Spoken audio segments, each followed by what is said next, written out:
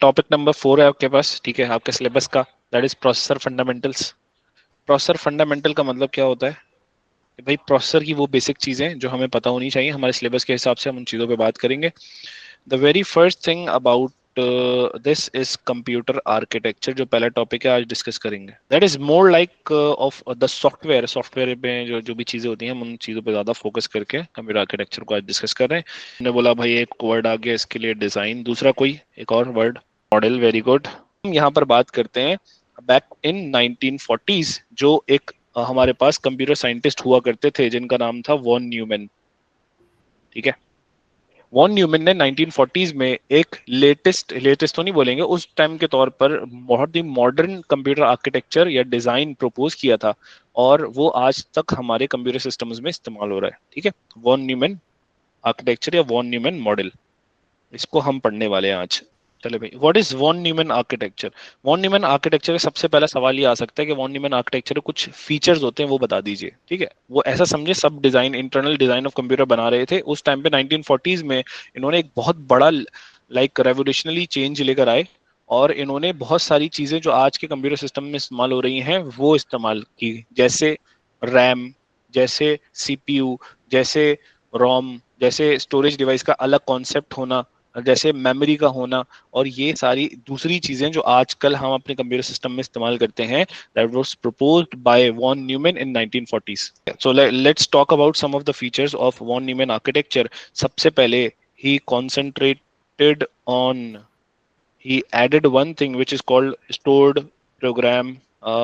ऐसा समझें इसको जस्ट लाइक कि यार ये मेरे पास ना एक प्रोसेसिंग बॉक्स है जिस तक कोई भी इंस्ट्रक्शन आएगा और ये क्या करेगा, उसको प्रोसेस कर देगा। प्रोसेस का मतलब आगे इंस्ट्रक्शन भेजेगा, भाई इसको सॉल्व करो, इसको प्रोसेस करेगा, मतलब हर काम इस तक लाना पड़ता है। जैसे घर में जो है वो अब्बू का काम होता है ना, हर काम उनको बोला जाता है, अब्बू यार ये करना है, बोले अब्बू करवा देते हैं, अब्बू यार ये करना है, उसको बोल के करवा देंगे, अब्बू यार ये करना है, उसको बोल के करवा देंगे। इसी तरह से पहले जो सीपीयूज हुआ करते थे उन तक डायरेक्टली काम आता था, इंस्ट्रक्शन आता था, जो इंस्ट्रक्शन कैसे जनरेट हो रहा है। जैसे आपने कोई लेट से कोई फाइल को डबल क्लिक किया अपने कंप्यूटर सिस्टम में, तो इट जनरेट्स एन इंस्ट्रक्शन जो सीपीयू तक जाएगा, सीपीयू उस पे काम करेगा। तो इससे पहले होता ये था कि वो जो इंस्ट्रक्शन है डायरेक्टली सीपीयू तक चले जाता था, सही। अब होता यह है स्टोर्ड प्रोग्राम कॉन्सेप्ट में कि हमारे पास जो इंस्ट्रक्शन जो जो भी पास ऑन हो रहे हैं, जो भी जनरेट हो रहे हैं, that is also saved in the memory. Data के साथ साथ इंस्ट्रक्शन भी मेमोरी में स्टोर हो रहे हैं, ठीक है भाई। मूविंग ऑन, स्टोर का मतलब मेमोरी में है तो शॉर्ट टर्म के लिए ही स्टोर होते हैं, टेम्पररी तौर पे स्टोर होते हैं। Moving on, stored program concept. हमने बोला कि भाई एक और चीज पे काम करता है, बोला सीपीयू सब सारे इंस्ट्रक्शन को एग्जीक्यूट करेगा। हम बोलते हैं भाई सीपीयू एग्जीक्यूट्स ऑल इंस्ट्रक्शंस, लेकिन सीक्वेंशियल ऑर्डर में सबको इंस्ट्रक्शन को सबको एग्जीक्यूट करेगा। वॉन न्यूमैन का ये एक हमारे पास क्या था, प्रपोज किया हुआ एक मॉडल था, ठीक है। मूविंग ऑन, हमने बोला कि यहाँ पर एक और चीज इस्तेमाल होती है कि सीपीयू या फिर processor can directly access memory. Memory को डायरेक्ट एक्सेस कर सकता है। मेमोरी में कौन कौन सी चीजें आती हैं, मेमोरी में आती है भाई रैम और रोम। अच्छा, एक और बात बता दूं कि भाई ये जो सीपीयू है ना, सीपीयू ये भी प्रपोज करने वाला कौन है, वॉन न्यूमैन ही है। मतलब वॉन न्यूमैन के आर्किटेक्चर से पहले सीपीयू का कोई कॉन्सेप्ट था ही नहीं। उन्होंने बोला भाई सीपीयू, ये रहा सीपीयू इस्तेमाल होता है और वही एग्जीक्यूट करेगा सारे इंस्ट्रक्शंस को। क्या अभी हम ऐसे ही नहीं बात करते कि हमारा सीपीयू या हमारा माइक्रो प्रोसेसर कौन सा लगा हुआ है, सही है। तो उससे फर्क पड़ता है अपने कंप्यूटर सिस्टम में, आप दूसरों को जो है वो अगर कंपेयर करो तो, ठीक है। अच्छा, अब इसमें सबसे पहले हम जो जिन चीजों पे बात करेंगे, that is the components of CPU जो वॉन न्यूमैन आर्किटेक्चर ने प्रपोज किया हमको। मतलब ये जो सीपीयू हम इसने बोला ना सीपीयू इस्तेमाल होगा, ठीक है भाई। तो ये सीपीयू में क्या क्या चीजें होती हैं हम उन चीजों के बारे में बात करेंगे। चलो सबसे पहले हेडिंग डालते हैं। हम बोलते हैं इसके जो कैटेगराइजेशन होती है वो होती है, सबसे पहले हमारे पास लेट से क्या हम बोलते हैं भाई, कंट्रोल यूनिट होता है।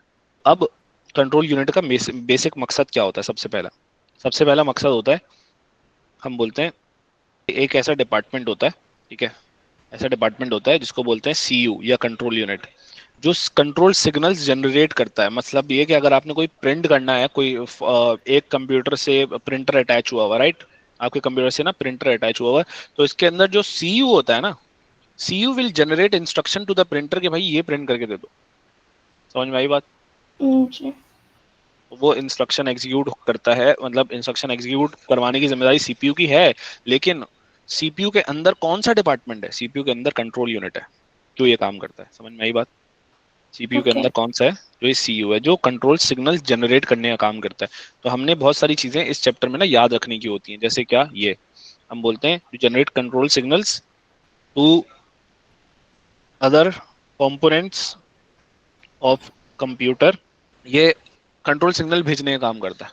एक और चीज ये एक और चीज करता है, सिंक्रोनाइजेशन होती है, सिंक्रोनाइजेशन का काम करता है। सिंक्रोनाइजेशन का मतलब क्या होता है भाई? सिंक्रोनाइजेशन करने का काम, सिंक करने का काम करता है, इंस्ट्रक्शंस को, डेटा फ्लो को सिंक करता है। मतलब जिस टाइम पे डाटा जा रहा है उसी टाइम पे इंस्ट्रक्शन उसका जाना चाहिए। मिसाल के तौर पे आपने बोला मेरा ये कंप्यूटर सिस्टम है, इसके अंदर ना मेरे पास ना एक इमेज मौजूद है, ठीक है, इमेज मौजूद है।